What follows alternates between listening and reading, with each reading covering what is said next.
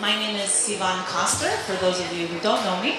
And on behalf of the sales team, I'd really like to say how honored we are every day to represent the exceptional Ritz-Carlton Residences, Sunny Isles Beach, co-developed by Manuel Grosskopf of the Château Group and Edgardo Defortuna of Fortune International, who's here today as one of our expert panelists. Just a quick update before we begin. You can all see the construction progress across the street. We're now, we've just poured the 37th floor, and we expect to top off the 52-story building sometime in October. So it's progressing quite nicely. I think what really distinguishes this development from all the other beautiful oceanfront condos that are here in Sunny Isles, it's not just the array of amenities that will be offered to our owners, like the 33rd floor clubhouse, or the kids club, or the beachfront restaurant, or the sunrise and sunset pools, and the wellness center, but also that all of these amenities will be managed by the #1 leading hospitality brand in the world, the legendary Ritz-Carlton. So that is really something that is so important to our clientele, and it's really another level of living here. Now, if anybody would like a presentation or an update on our availability, my sales team and I are here, so we're very happy to speak with you and give you an update and a pricing update as well. As real estate professionals, it's so vital for us to all, stay up to date and current on the state of the market here in Sunny Isles, which is why we know you'll enjoy the insight from our incredible panelists here this morning. So with that being said, it is my pleasure to present you the moderator of this panel. He's the publisher and chief editor for PROFILEmiami, Mr. Dimitri Damascus. Thank you. And thank you everybody for coming. If you haven't been on Profile yet, we're a great Miami and New York-based real estate news website, so we have all the hottest, freshest real estate news going on there every day. We've got a great group of panelists here today, Edgardo Defortuna and Manuel Grosskopf, the developers of the Ritz-Carlton Residences, Sunny Isles Beach, were nice enough to host us this morning. For the panelists, we have Dana Goldman. She's the Vice Mayor of the City of Sunny Isles Beach. Edgardo Defortuna. He's the founder and president of Fortune International Group. We have George Guetta Jr. He's the president of the Miami Association of Realtors. And we have Boris Kozolchek. He's the executive vice president and expert on retail growth in Sunny Isles at Colliers International. So we're going to start with Dana, and we're going to ask her, what was the initial trigger that led to this most recent development boom in Sunny Isles Beach? Does this work? Okay, perfect. Welcome, everybody. It's a pleasure, really, to be here with such an esteemed panel, and also, of course, our wonderful development community, Edgardo Defortuna, Manuel Grosskopf. We're really very fortunate and very blessed in this city to have such a great partnership with our developers. So, and that dovetails a little bit into the experience of, why we have the skyline that we have and why we have such a robust development community. It's of course, first and foremost, our great location and our beachfront access, because as I've learned many years ago, there are many golf courses, but there's really only one beach. So we have this great beach, but it really goes beyond that. It really goes into our land development regulations. It goes into our form of government and governance that really is a climate that's receptive to development and in our city redevelopment. So those are really the key factors, in addition to the vision of our city's forefathers when they implemented our land development regulations to have a climate that would be receptive to redevelopment, that clearly after the last correction that this cycle really this 10-year cycle was really able to pick up and really set the course for the development that we have today. And could you explain for some of the people that might have moved here more recently how Sunny Isles was maybe 10 years ago and how it's changed over time? Well, I've been here for about 15 years, and I will say that when I first moved in to Oceana, west of Collins, I could see clear to the sky and clear to Bell Harbor, and there's obviously been a lot of development over the last 10 years. I mean, if you really go back another 10 years, we were incorporated in 1997, and what we really started out was a sleepy retirement community on the west side, and Motel Row. We were very famous for our motel structures, and some of the today's great developers really foresaw the potential that was there for these beachfront properties. But we really transcended, and it's been a remarkable and a very robust growth period over the last 10 years. And of course, we've been able to capitalize on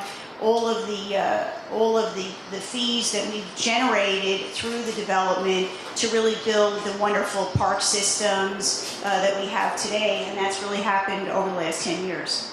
Great. So we're going to go to Edgardo. Can you comment on how you began developing in Sunny Isles Beach and how the city has changed since you got here? Absolutely. It's great to be here again. First I want to recognize my great friend and partner, Manuel Groscoff, because we really think and believe in many ways the same principles that attracted us here to Sunny Isles. And the Vice Mayor, Dana, did a perfect explanation of why Sunny Isles. It's a great partnership between the developers and the city. I work in many cities through Miami, and I can certainly say that Sunny Isles is a great pleasure to work with because they understand the needs of the developer and the needs of the community, and they came up with an incredible concept a few years ago that is the transfer of development rights. That is, you buy a site on the west side of Collins, and you can transfer the development rights and the unit numbers that you have on the west side and put it on top of your building on the east side. And that's what's created those wonderful buildings with great architecture. And in addition to that, you just don't buy the site on the west, but you have to give it or donate it to the city to create public spaces, parks, schools, whatever the city needs. It's created by adding those square footage. Instead of having 40 stories, you have 50 stories on the east side. But on the west side, you create a park, you create a site for a school, you create something that has a public purpose, without adding a single resident that wouldn't be here anyway, or a single more car. So it's just putting additional intensity on the water side and creating a wonderful spaces on the west side. So it's a win-win situation. And in addition to that, the city staff really works with you to understand what the needs of the developer are and what the needs of the community are, to try to match both of them together to be able to create what we have been creating today, which is incredible projects that compare second to none to the rest of Miami because of the ability to do and to perform on the best way possible, hiring the top of the line architects in the world, because I don't think that any other piece of the beach in Miami has what we have here in Sunny Isles. So it's really an incredible partnership, as she was saying, that has made this a wonderful city to work and live in. Can I add one comment? Go for it.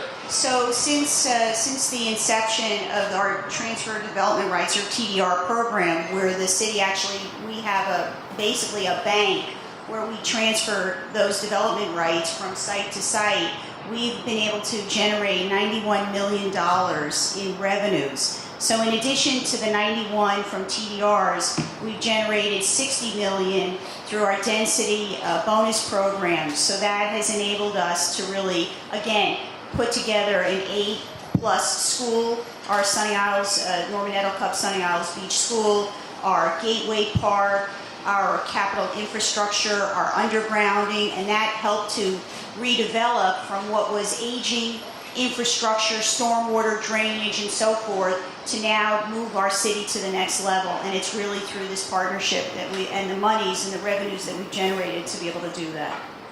Great. So we're going to get into more development later. I just wanted to get to George, because all of the new projects here have had more of an effect. They've had an effect on the residents and the developers, but the Miami Association of Realtors is one of the biggest associations in the U.S. So how does all the growth here affect the real estate professionals?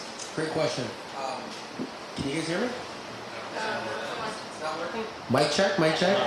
All right. First of all, how many realtors are here? Can I see a show of hands? All right, awesome. So from a real estate perspective, the construction boom, what it's done to us, first and foremost, is it's really given us a narrative about Sunny Isles and how we can talk about it. Thank you. Now we can talk about the growing city, the new projects that are out there, and I think that's very powerful to have. Second thing that it added to us real estate professionals is that we were forced to add new construction into our sales arsenal. So now when we take our clients out, we show them what's there and what's new. And I think what we've noticed is that there's a high demand for what's new. Third thing is commission. Obviously, these developers, during times when they need to sell more, commissions go up. So I think from a narrative perspective, I think from an inventory perspective and from a commission perspective, I think the realtor community has benefited greatly. I think the developers have seen the power of the relationship between the realtor community and the developers, and they've also welcomed it. And again, events have come out of this. I think it's been excellent for us. Great. And the final part of Sunny Isles real estate would be commercial. So Boris, maybe could you talk a little bit about how the Sunny Isles commercial real estate market is? Well, first of all, thank you for the invitation, and I must tell you that the beauty of the place, the environment, and the people present, I would rather change to residential than to commercial. It's a much nicer environment. In essence, the retail market in Sunny Isles, it's a very limited market. It probably contains a total of about 800,000 square feet of retail.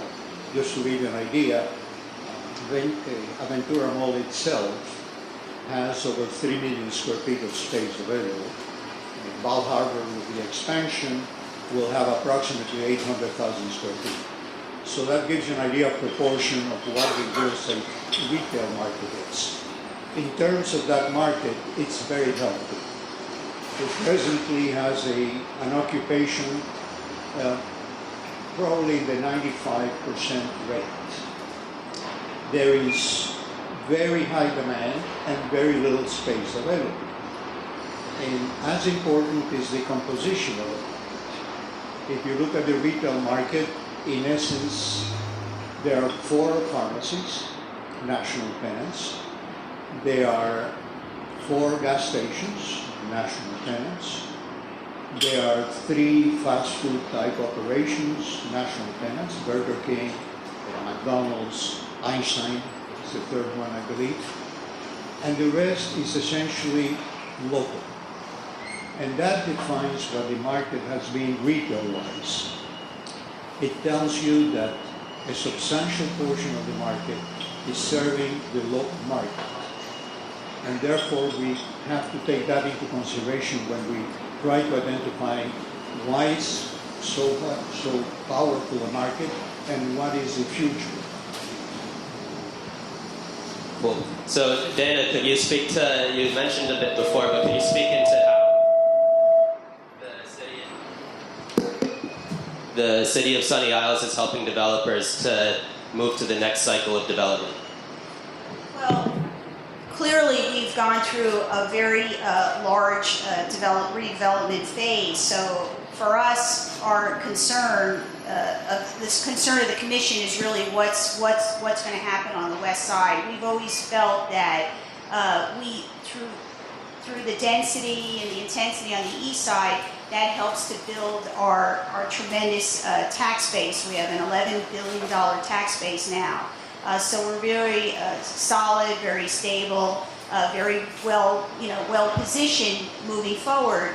But our concerns are really about what's going to happen on the west side. That's really where the residents live, that's where our school is, and we don't want to we want to hold that and not have the TDRs really for redevelopment on the west side, and really hold the line and continue to evolve to have green space and park space. So probably our greatest challenge in the city is really our physical limitation. So if we have 2 square miles, we don't have that much space to build anything, and so we're really trying to have more and more green space. We just approved for the Navarro site, so there's going to be a pocket of green space on the north side of the city. It's the wish of the commission that this ultimately, when this sales center finishes, the sales cycle finishes, we're going to have contiguous green space on towards Hollover Park, and we want to have a little bit more visual, better optics, and less intensity on the west side. So that's really our challenge, to hold the line and not have the west side look the way the east side looks. Right, I totally agree with that. I mean, it's a very difficult challenge because what they need to do is try to recreate new sites on the ocean, which obviously if they can find a way to do that, they'll be multimillionaires. But so that eventually the waterfront sites are going to be gone, and how to manage the transition and to create something that is compatible with what is in the east on the west side of Collins, it's a challenge, especially from the retail and commercial point of view, because we don't, in many ways, what the new population of Sunny Isles is today, that very high-end, very high-demanding type of crowd living in these brand new buildings that are very expensive, doesn't necessarily match with what's across the street with the retail component, both in the look and feel of it and also in the type and quality of commercial endeavors that are there. So how do you do that? The need for potentially office space for people that are going to be living more and more here, it's a challenge that the city needs to come up with concepts and regulations that allow for that to little by little evolve, and at the same time maintaining, as Dana was saying, the great atmosphere and the great residential feeling and park feeling and community feeling that Sunny Isles have. So that is a challenge, and we as developers need to try to team up with them and try to collaborate on things that are going to make this city go to the next level, even higher than it is now. Great. So luxury real estate in Sunny Isles is still selling very strong, especially while other parts of Florida have seen a bit of a pullback. George, could you comment on some of the factors that are leading to this? Absolutely. When there's an oversupply in the general market, I think the value of finding value goes up. And I think when you look at products throughout South Florida, I think Sunny Isles definitely has the most value. I think when I look at markets like South Beach, I think people just want to leave the noise. I think they want to come over here. I think this is a quiet area. I think this is a beautiful area for families. And I think the opportunity for growth is unlike any other city around here. I see. Yeah, I'm sorry, because I kind of wear 2 hats, the developer hat and the broker hat. And from a broker's perspective, what he was saying before of being able to bring a customer to a beautiful sales center like this one, and to be able to have these wonderful professionals and beautiful ladies give a presentation and show them a magnificent product, is very attractive from the broker's point of view, in addition to getting 6-7% commissions with relatively small effort on the broker's part. So it's very attractive, and it's going to continue to be very attractive for a very good long time. We just finished closing Jay's signature, and what makes me more proud than people saying, oh, what a wonderful investment I made, is the lifestyle that I get living here is second to none. And you have improved my time in Miami. You have really created something that my family can enjoy. That's what really the buildings that we're creating is all about, and that's what the city of Sunny Isles is trying to create. So the combination of both things make both the broker look very good when they bring customers here, and the developer feel very great and comfortable that this is the way to go. We listen to the customer a lot and see what the new trends in lifestyle are to try to provide that. That's why Manuel and I team up with the Ritz-Carlton because the customer not only wants a brand that is recognized, but wants all the services and amenities and quality control that the Ritz-Carlton team provides. I mean, the training that personnel has, that is a minimum of 120 hours in order to be able to put their Ritz-Carlton tag on their lapel, it means a lot to the buyers, the sophisticated buyer today, and should mean a lot to the broker that because it's not only about making commissions, it's about repeat customers and having the customer feel great about what they purchase, and that's what is being provided here in Sunny Isles. So, Boris, with all of these new high-end residences, how has the commercial market interacted with the new residents? Well, first of all, I'm moving over to residential. You should. There's no question about it. It's an absolute decision. As Edgar pointed out, the challenge that we have is the switching population because of the new development, high-end and so forth, versus the ability to satisfy it in terms of space. I think that, I believe the number is correct, or close to 70% of the population of Sunny Isles lives on the west side of Palisade.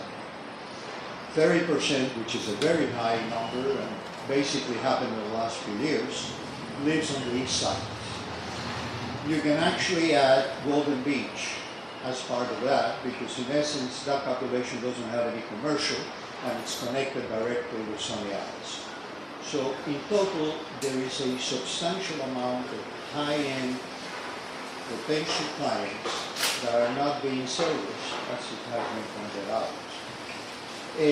The retail is strong because there is still a lot of population on the west side, and because there is a certain amount of historical tourism to which the present business is capable. Now the question is, how do we convert what we have to be able to accommodate not what has been historically profitable and successful, but to what is now the reality that continues to grow. It's a tremendous and a great but very appealing challenge, because this is like a canvas that we can now start working on. And pointed out again, Edgar did and Dana did, it's going to take a very, very joint effort. There are two components present here. The components are developers, visionaries, capable people that know how to do things that are right, and that includes Château Group and the Fortune Group. That includes the city with vision, with plans, with PDR plans, and so on and so forth. And there is one component that is not present here, which is a company that controls approximately 75% of the available retail space in Sunny Isles. That's an advantage. An advantage if you can bring this particular developer to sit down and discuss in a community basis what is going to be the kind of development, the kind of tenancy that will satisfy the needs of all residents of Sunny Isles, Golden Beach. That, I think, is our challenge. The tenants, it's a question of defining the product. The product defines the tenant, and the tenant defines the product. Most importantly, to get new tenants, we have to face the challenge that retailers are not great people when it comes to selecting sites. They'll go to where other successful retailers are. So we have to create a history, a story, a presentation, and I think we have all the elements. We have the willingness and the capability that development has demonstrated city-wise and development-wise practice. Yeah, it's clear that the retail business is changing not only in Sunny Isles but worldwide. Of course, the retail is going through a huge transformation with the e-commerce and Amazon's presence and all of that. So they, in general terms, they have to reinvent themselves. And here it's particularly challenging because of the single ownership of the majority of the retail, and in addition to that, the presence of Bell Harbor 5 minutes away and Aventura 5 minutes away that attract the very, very high-end brands that people of the caliber that are buying here today are seeking and sponsoring. So it is a very difficult thing, and it needs to change into, in my opinion, into more lifestyle-oriented type of product, and restaurants and bars and activities and great movies and those type of things that create a base for the people that live here to stay here and to walk around. I mean, if you're familiar with what's happening in Brickell today, 10, 15 years ago, yeah, it was great, but it was a great number of towers with banks and financial center, but nobody walked, nobody went to a restaurant, nobody did anything on Brickell. And today, with the advent of all the retail components on the bottom floor of the new buildings, plus the existence of Brickell City Center, it's a totally different world. People walk around, there's life at night, and really creates more of an urban type of feeling that is what the new market is looking for. What the new customer is looking for is not to have to pick up the car and drive 20 minutes to the restaurant. It's getting downstairs and having a family neighborhood restaurant and having a great cafe or having a great movie or a theater to go to. That's what needs to happen, and I think it will, with time it will. So is there any commercial new product currently under construction at Sunny Isles Beach, or is there just the Aventura Mall expansion and the Ball Harbor Mall expansion? Has anybody in Sunny Isles stepped up already? Well, we do know of. I'd like to also speak to the issue. I mean, that is in some ways the elephant in the room, right? The arcade plazas, which is what, of course, Edgardo really referring to. So when those projects were first constructed, of course, they were done under the Miami-Dade County Code, and they had non-conforming uses and other approvals, where in today's world and under the Sunny Isles Beach Code, there's really not enough parking, and the cost to redevelop those properties would be, it's a disincentive, let's put it that way. It's a great disincentive for the current developer to put in parking garages and to bring it up to code, and that's why the retail centers are so profitable, and again, no incentive to redevelop, so we're kind of stuck with this huge land mass, this kind of the asphalt surface and staring into these parking lots, and it's always been, at least my personal wish, that we could, phase out of fast food really rapidly, get into high quality gourmet dining and better establishments and so forth. But again, the city, we don't control that private property. We just know that when the arcade centers, if and when they're redeveloped in the future, it will have to come up to our standards and our policies and so forth. But there are other developers that own some of the retail space and center west of, right on Collins Avenue. Look for that on the horizon. There's some early discussion about some of the properties that are adjacent to our city center. And they're having talk, but again, space is very limited, regulations being what they are. Not so easy to get get the land mass to get the redevelopment. So really the ultimate issue is really what's going to happen to the arcade centers, in the next, say, 10 to 20 years from now. That's going to be that will be the big issue. I couldn't agree more. Basically, the only real challenge for us at this point is to determine what kind of tenants. We cannot expect to bring a lot on Bal Harbor, Aventura, have what they have. We cannot compete with that. But what we can compete with is that we have a village. We have an environment that is somewhat limited, but it's also controllable. And that's where the city comes in. And that's where if we can create incentives for tenants, for example, if we could bring a blue bottle, we could bring a Panther coffee, if we could bring a Din Beluga, if we could bring a Rosetta bakery, if we could bring single tenants, either 1, 2, or 3, select the property, convince the developer, and go ahead and create a seed, a nucleus from which it will grow. We have to incentivize those tenants. Those tenants have to have an expectation of success.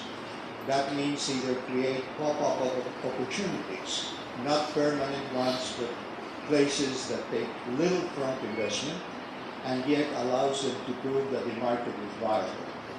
And once 1 or 2 come, you will see them to follow. Edgar's point of view, reference to Brickell. Brickell has grown incredibly. I mean, obviously it has had a tremendous element of creation in the Brickell city center to create a center of retail. But regardless of that, the retail, the restaurants, primarily the entertainment, the restaurant, the bars, and so on and so forth, in Brickell, were thriving before Brickell city center. So we can do that too. We can bring those kind of tenants, and we can bring unique tenants, because that way we can expect to attract more than the population of Sunny Isles. We can attract from, Bal Harbour. We can attract from Bay Harbor if we have unique tenants and unique environments. And the space issue, there's not too many ways of resolving it except going up. We can build 2, 3-story shopping centers that have the ability to accommodate more tenants and create a real product that is attractive to new tenants. So those are the opportunities for us. And restaurants, absolutely. Bars, absolutely. So, George, keeping with the competition with Sunny Isles and Bal Harbour, from a buyer's perspective on the residential side, why has Sunny Isles been so successful against those markets? I think it's geography. I think the water. I think those that want Sunny Isles want the beach. Plain and simple. Yeah, I agree. Again, it's a great feeling. It has unbelievable views because of the ability to put height of 650 feet. And it has the proximity to shopping, still the quiet type of sense that it doesn't have in Miami Beach. And the key component, of course, as anything, as George was saying, is value. I mean, you can buy almost double the square footage in Sunny Isles that if you go down to South Beach. So that, and in addition to that, with better quality, because I can put any South Beach building against the Ritz-Carlton product, and we will compare very favorable. So the combination of those factors makes this a very, very attractive market. I see. And for the next cycle, have you thought about which kind of product you're going to be rolling out? Yeah, we're always thinking ahead of time. I mean, we always say in my company that we need to figure out what people are going to want 4 or 5, 10 years from now, not what they want now, because by the time we put something in the ground and it's finished, that time elapsed. So we're always trying to educate ourselves and trying to figure out the new ways of living and what the buyer will like. It was like in the past cycle and this cycle. I mean, if you look at the product that was built before, it was a lot more flashy, a lot more visual, and less into service and less into lifestyle. This cycle is not as much about showing off, it's about how people live and how people enjoy their spaces, and the common areas are now extensions of your living room and extensions of your own unit, while before there were big ballrooms that nobody used, because that's what was the common area was all about, a club room and a big gym that nobody really participated. Now there are smaller spaces with a lot of services, with amenities like massage rooms and hammams saunas or whatever the buyer is looking for, and small groups of classes with spinning or whatever it is that the buyer is now attracted to. And like last week, a group of us went to the fair in Milan to see what the new kitchens are all about. Today they have refrigerators that are going to email Whole Foods to tell Whole Foods that it's not you're running out of milk in your refrigerator. I mean, those type of things. Or Whole Foods is now thinking about how to manage driverless cars and to put their product in their car and deliver it to the customer. So all those things that are coming, and they're not 20 years away, they're 5 years away. So those type of things we need to be aware of, because that's what's coming. Interesting. Well, thank you guys, and I know you guys have a lot of questions, so I wanted to open it up to a Q&A. Can anyone speak about the new law about the beaches, now that they were possibly public spaces but could potentially be a little bit more private? In our municipality, we're not affected by that new law. There's been a lot of buzz about that because of the law and the publicity. And people have asked, hey, do we have private rights? But in fact, the legal descriptions on the existing parcels here in Sunny Isles Beach have been pretty much carved out, and we have all the public access, the beach access areas, which exist throughout the city. So we're not, that law will not affect us, it will not affect Miami Beach, it will not affect, it really was done in the west, the upper west, the Panhandle, or upper Florida, where there's some fights. Yeah, and again, it's talking about what people want and are going to want, and the perception of exclusivity and privacy goes against what people want today. The people want to be with people. I mean, having the access of other people that don't live in the building create life on the beach, creates activity, creates more possibilities for potential retail or restaurants or something to flourish on the beach side. So the sense of trying to be enclosed and enclosed communities and not access to the public, it's the wrong concept today in the world. I mean, it used to be like people would go and wall-in communities and not invite anybody. Today, it's almost the opposite, because we're too enclosed in the electronics and watching our phones and all of that, and don't communicate and don't share things with other people. So in the public spaces, it's going the opposite way. It's creating spaces that are crowded in not one people on top of the other, but having more activities and more interrelationship with people. That's what it should be. Other questions?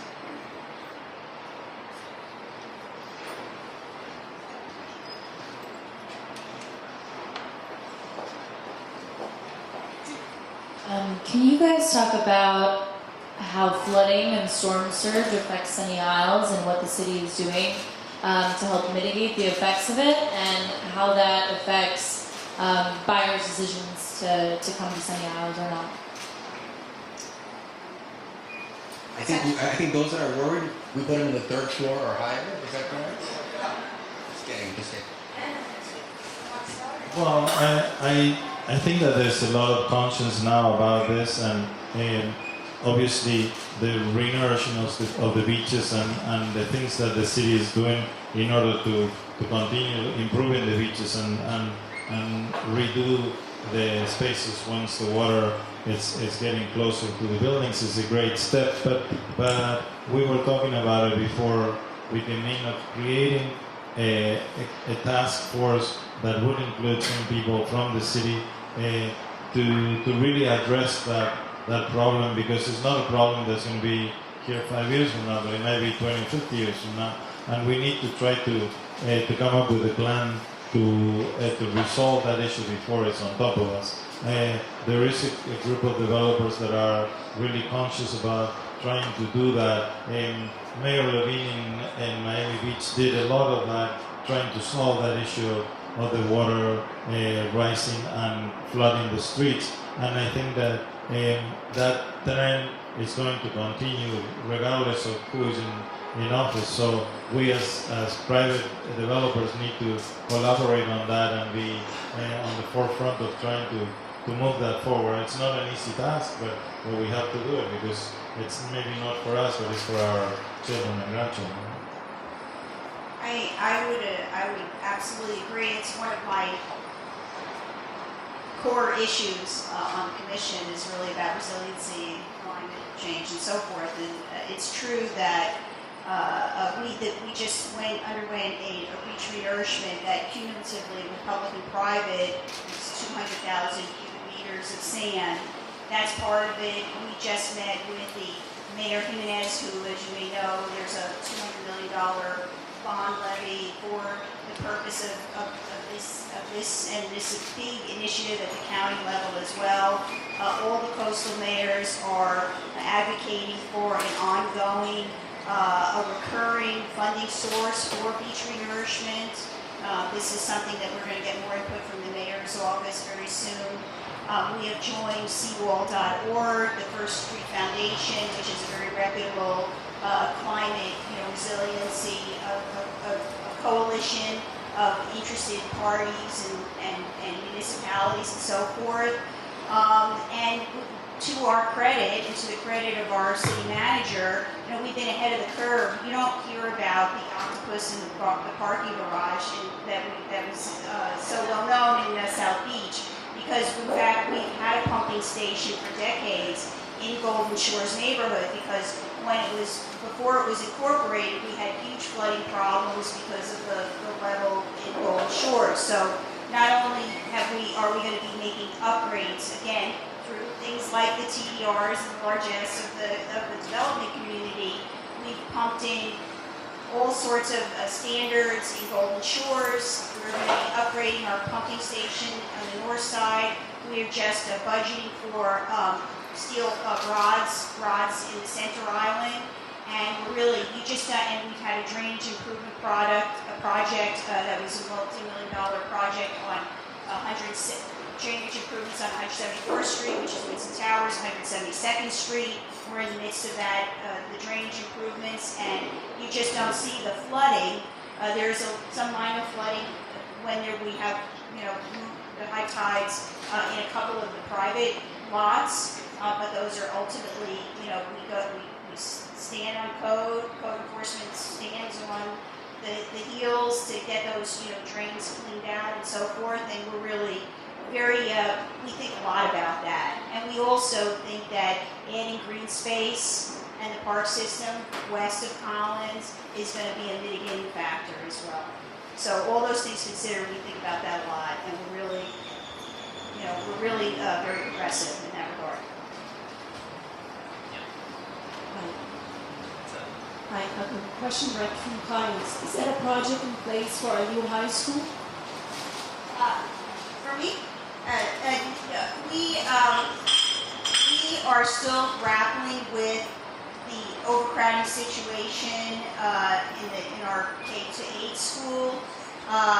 We don't have enough land, nor do we want to add, and I can't speak for all of my colleagues on the commission, but if you think about putting a high school here, number one, you would need physical space to do it, right? Some acreage, which we don't currently have for that purpose.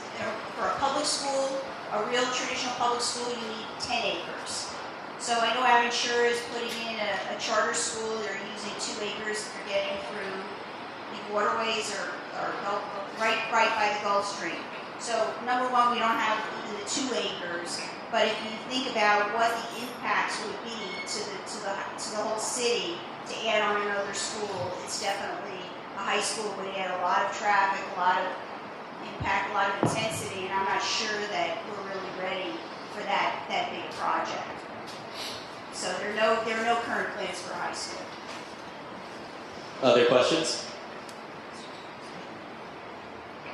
I have a question. The situation with the parking, with the traffic, that it seems like it's getting worse and worse. More buildings, more people. How's that being addressed?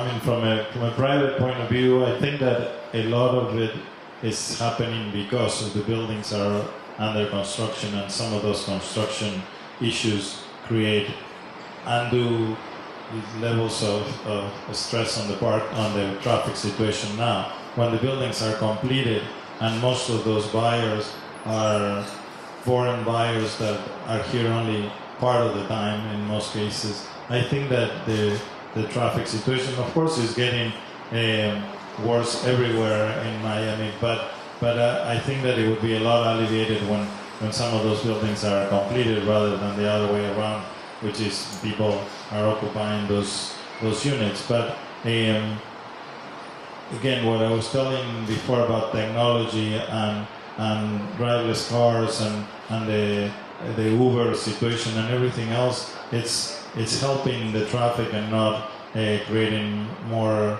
burden in that issue. So I think that obviously there's always needs for attention, but when you get a permit for a new building, you have to do a traffic study. You have to do all the things required in the city that the city has in place. So I think that it's obviously not what it used to be, but it's once the construction of most of the major buildings is finished, you're going to see a certain benefit and improvement of the traffic situation. I'd like to add to that, to replace that, because that is true that the construction, we have so many projects going on, public and private, and really a big factor obviously is our undergrounding project, and we're starting the repavement and resurfacing, and we're going to be improving the crosswalks, and that's a big project that's going to take place and create impacts over the next couple of years. But one of the things that the commission just approved, which in my opinion is probably the single best mitigating technique or program, is really to have adaptive signalization. So we just approved the contract, and we're going to be using the county's vendor and the county's model to again go to the next level of signalization, so we can keep moving the traffic flow, because it's a well-worn statistic, but 70% of the traffic in the city is really from the other cities coming through Collins Avenue or Sunny Isles Beach Boulevard to get further south. So we can't fix that problem, right? If 70% of the traffic flows from other cities, but certainly to have adaptive signalization to get the traffic lights flowing in a better manner, that would be really a primary mitigation for the traffic, and one of the better solutions that we have available. We were told that Sunny Isles had plans to improve the east side of Pullover Beach. Is there anything that they're doing to make it prettier? You know, the green area, the tables, all that? Well, that's county land, and they have their own program, but the skate park that was once at Winston Towers, right in that park area, the town center park, actually that skate park was moved to Pullover. I think it's being constructed or it's near completion, but that's going to be an amenity or an improvement to Pullover Park. We can do two more. No, so thank you very much, guys. It was great having you.